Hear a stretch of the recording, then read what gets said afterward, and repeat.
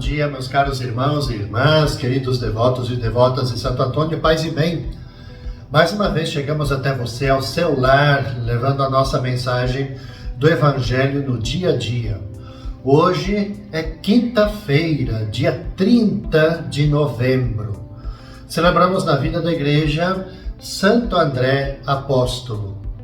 Para que bem possamos celebrar essa nossa liturgia, nós temos o Evangelho de Mateus, capítulo 4, versículos de 18 até 22. Quando Jesus andava à beira do mar da Galileia, viu dois irmãos, Simão, chamado Pedro, e o seu irmão André. Estavam lançando a rede ao mar, pois eram pescadores. E Jesus disse a eles: Segui-me, e eu farei de vós pescadores de homens. Eles imediatamente deixaram as redes e o seguiram. Caminhando um pouco mais, Jesus viu outros dois irmãos, Tiago, filho de Zebedeu, e o seu irmão João. Estavam na barca com o seu pai Zebedeu, consertando as redes. Jesus os chamou, e eles imediatamente deixaram a barca e o pai e o seguiram.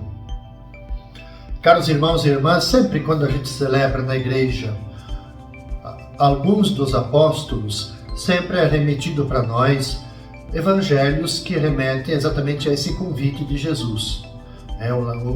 O lançar as redes, me segue que eu vou fazer vocês pescadores de homens, mas e sempre com essa mesma dinâmica. Eles largam tudo e o seguem. Percebamos que Jesus, ele reúne à sua volta alguns discípulos, aos quais ele dirige uma especial atenção, dirige um ensinamento todo especial, porque quer eles como discípulo e também como testemunhas. Depois da ressurreição, vai enviar eles ao mundo inteiro. Os 12 de pescadores de peixes, eles vão se tornar pescadores de pessoas, pescadores de homens, como nos diz o Evangelho. É o que Jesus lhes garante: farei de vós pescadores de homens. André, com o seu irmão Simão, é um dos primeiros a ouvir o chamamento de Jesus e segue ele. E Mateus faz questão de trazer à tona, de realçar a prontidão com que o fizeram. E eles deixaram as redes imediatamente e seguiram Jesus. Por que é importante esse destaque? Porque o seguimento de Jesus, ele não admite hesitações, não admite demoras. E mais, exige uma tomada de postura e exige radicalidade.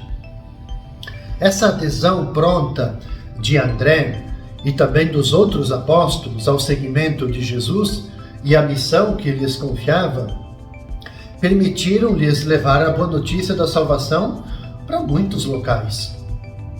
A fé, a adesão a Cristo e ao projeto de salvação que nos propõe, vem da escuta da palavra de Cristo, isto é, escutar Cristo, que é a palavra definitiva de Deus para todos nós. E pregar essa palavra para que todos possam conhecê-la. E aderir-lhe é ainda hoje, eu creio, a grande missão da igreja.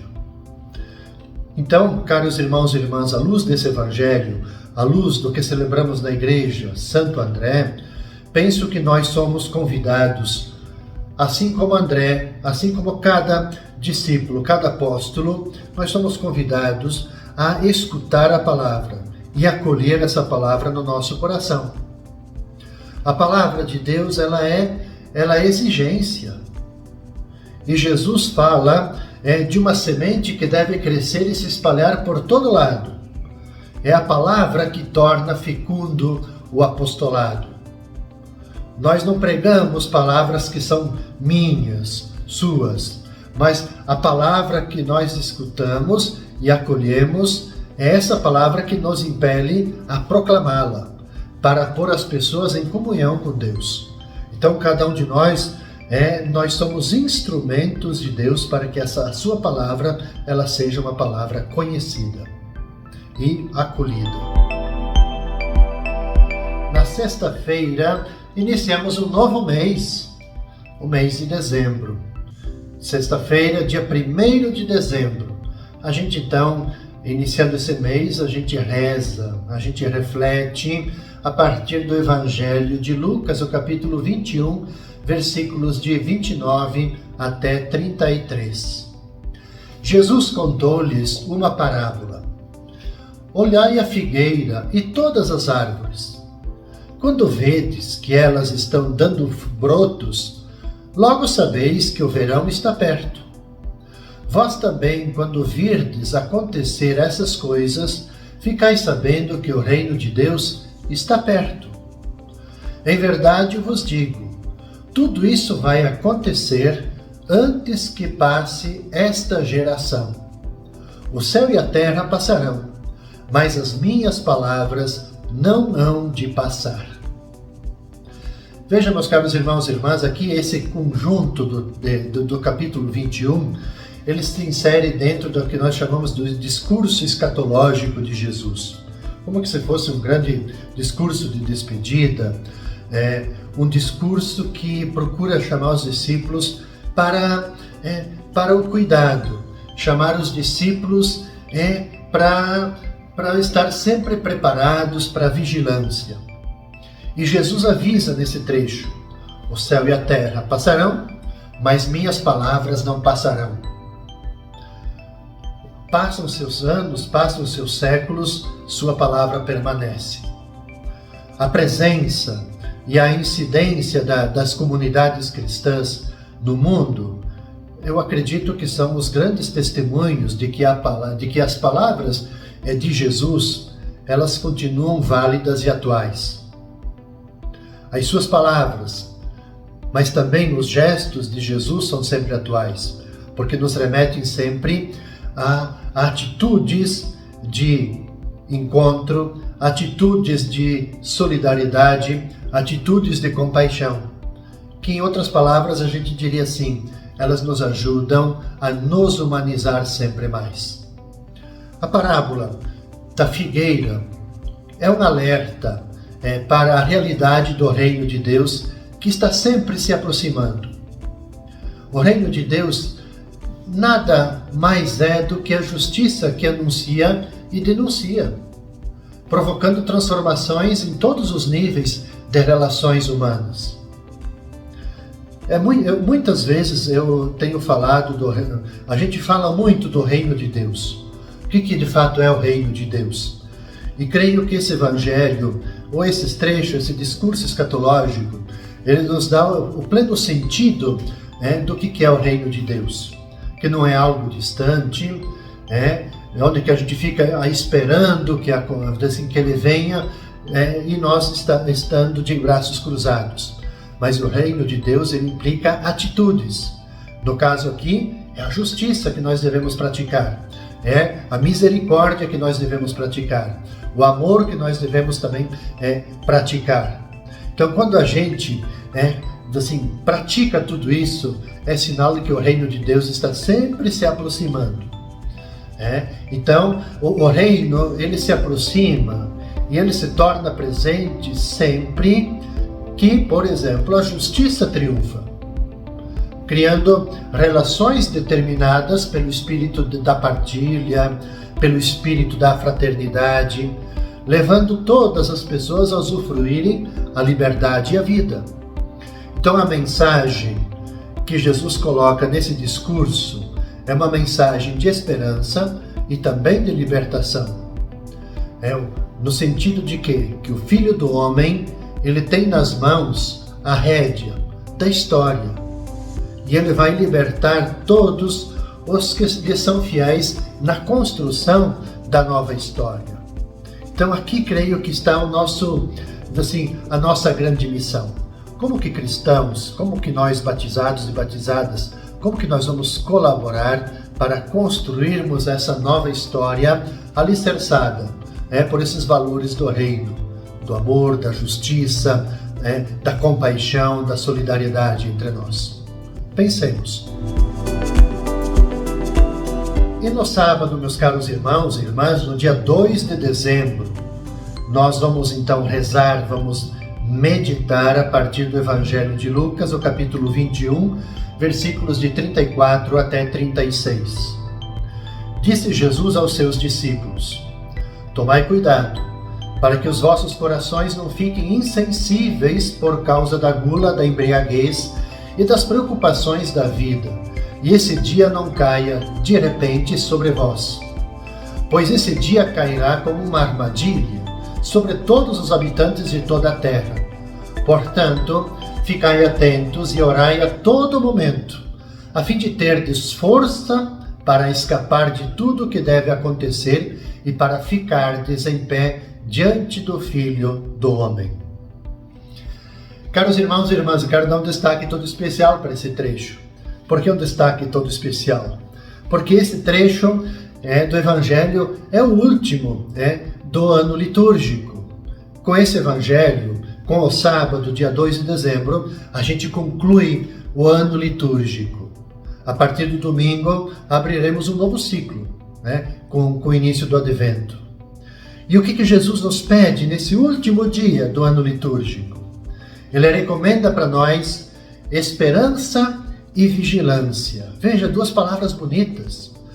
E também o convite para a gente rezar sempre. A oração, junto com a esperança e a vigilância, elas nos dão essa grande força para a gente superar todas as adversidades. Elas nos dão essa força necessária para que nós também sejamos colaboradores na construção de uma nova história. Veja que belíssimo a conclusão de um ciclo litúrgico. Então, ao terminar esse discurso, aqui é a conclusão do discurso escatológico, Jesus ele chama a atenção da gente para o perigo que nós podemos correr do relaxamento espiritual. E isso nós não podemos deixar acontecer na nossa vida.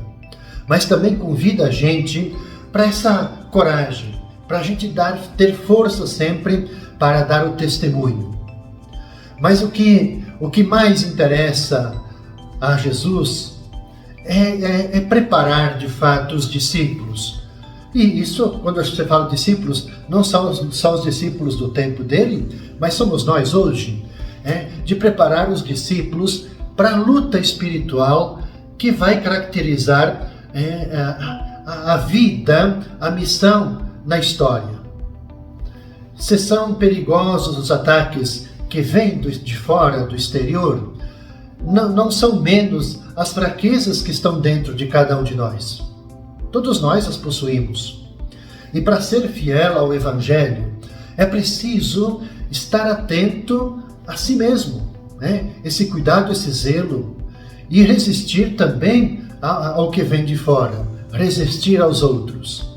Por isso, o convite que é feito nesse trecho do Evangelho: ficai atentos e orai a todo momento. Essas palavras apontam às atitudes de quem quer ser discípulo de Jesus. São atitudes que são indispensáveis a cada um de nós, mas também para a vida de comunidade. Por isso, Jesus indica para nós a necessidade de fazer algumas opções. Em primeiro lugar, ele nos alerta, nos faz o convite que é importante e é necessário a vigilância. Isso é, essa necessidade do exame crítico do tempo em que nós vivemos, a presença crítica na sociedade em que nós vivemos e atuamos, mas também o discernimento crítico das propostas de salvação que vamos recebendo de um lado e de outro. E em segundo lugar, Jesus também nos convida para a gente optar pela renúncia. Para que a renúncia? Para a gente se preparar para o encontro com o Senhor, para nós estarmos interiormente e exteriormente preparados, puros, para não nos deixarmos seduzir pelo mundo e nem pelo maligno. A comunidade deve, então, estar sempre de prontidão, praticando a justiça. E a sua força vai vir da vigilância e da oração. E o modelo que nós devemos ter, o modelo que a comunidade deve ter, é quem? É Jesus de Nazaré, aquele que é o vigilante por excelência, sempre pronto para fazer a vontade do Pai. Com essa reflexão, caros irmãos e irmãs, eu concluo a reflexão do itinerário dessa 34ª Semana do Tempo Comum, bem como concluo a reflexão de todo esse ciclo do ano litúrgico iniciado lá no Advento, em 2022. Eu desejo a cada um de vocês, caros irmãos e irmãs, toda a paz, toda a bênção de nosso querido Santo Antônio e que possamos desejar irmos nos preparando para o Advento que nos indica o nascimento do Salvador. Toda a paz e todo o bem, nos encontraremos na segunda-feira.